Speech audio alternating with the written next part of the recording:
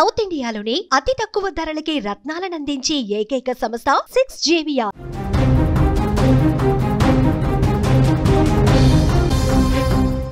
విశాఖపట్నంలో పిడుగుపాటు petrol filter ట్యాంకుపై పిడుగు పడినట్లుగా తెలుస్తోంది. ఈస్ట్ ఇండియా కంపెనీలో భారీ మంటలు చెలరేగాయి. మంటలు ఇప్పుడు అదుపులోకి వచ్చినట్లుగా తెలుస్తోంది. ప్రజలందరూ కూడా ఒక్కసారిగా ఊపిరి పీల్చుకున్నారు. ప్రాణ నష్టం జరగలేదని కూడా అధికారులు వెల్లడించారు. వెంటనే హోంమంత్రి అనిత స్పందించారు. రెండు తెలుగు రాష్ట్రాల్లో రుతుపవనాలు యాక్టివ్ అయ్యాయని చెప్పుకోవచ్చు. నైరుతి రుతుపవనాల ప్రభావంతో తెలంగాణ అటు ఆంధ్రప్రదేశ్లో విస్తారంగా వర్షాలు కురుస్తున్నాయి. కొన్ని చోట్ల ఈదురుగాలులు, ఉరుములు, మెరుపులతో కూడిన వర్షాలు జనజీవనాన్ని పూర్తిగా అస్తవ్యస్తంగా చేస్తున్నాయి. దీంతో కొన్ని చోట్ల పిడుగులు పడి పెను ప్రమాదాలు జరుగుతున్నాయి. అటువంటి ఘటనే విశాఖపట్నంలో కూడా జరిగిందని చెప్పుకోవచ్చు. ఒక పెట్రోలియం కంపెనీపై పిడుగు పడడంతో భారీ అగ్ని ప్రమాదం సంభవించింది. ఈ ప్రమాదం స్థానికంగా తీవ్ర భయాందోళనకు గురి చేసిందని చెప్పుకోవచ్చు. విశాఖపట్నం నగరం ఈ మధ్య కాలంలో వరుసగా భారీ వర్షాలను చూస్తోంది. నగరం అంతా కూడా వర్షానికి తడిసి ముద్దవుతోంది.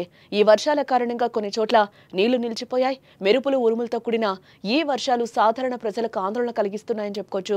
ఈ వర్షాల సమయంలోనే ఈస్ట్ ఇండియా పెట్రోలియం కంపెనీకి చెందిన పెట్రోల్ ఫిల్టర్ ట్యాంకుపై పిడుగు పడినట్లుగా తెలుస్తోంది. పిడుగు ప్రభావం ఎంత తీవ్రంగా ఉందంటే వెంటనే ఆ ట్యాంకు నుంచి మంటలు ఒక్కసారిగా పెద్ద ఎత్తున ఎగసిపడినట్లుగా కూడా కనిపిస్తోంది మనకి. ఈ అగ్ని ప్రమాద ఘటన క్షణాల్లోనే ఆ ప్రాంతంలో కలకలం సృష్టించిందని చెప్పుకోవచ్చు.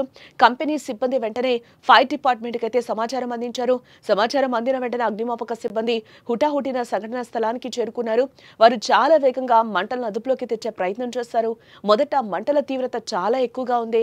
దీంతో మంటలు ఆర్పడం సిబ్బందికి ఒక సవాల్గా మారిందని చెప్పుకోవచ్చు. అయినప్పటికీ కూడా వారు శాయశక్తులా ప్రయత్నించి మంటలు అదుపులోకి తీసుకురావడం అయితే జరిగింది. ఈ సంఘటన గురించి తెలిసిన వెంటనే రాష్ట్ర హోంమంత్రి అనిత స్పందించారు. ఆమె వెంటనే అగ్నిమాపక శాఖ అధికారులతో మాట్లాడారు.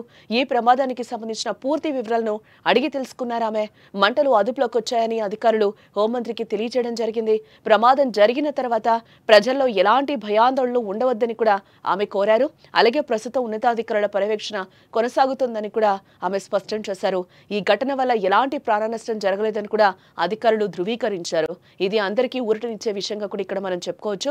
ఇటీవల కాలంలో తెలుగు రాష్ట్రాల్లో పిడుగుల కారణంగా ప్రమాదాలు చాలా జరుగుతున్నాయి.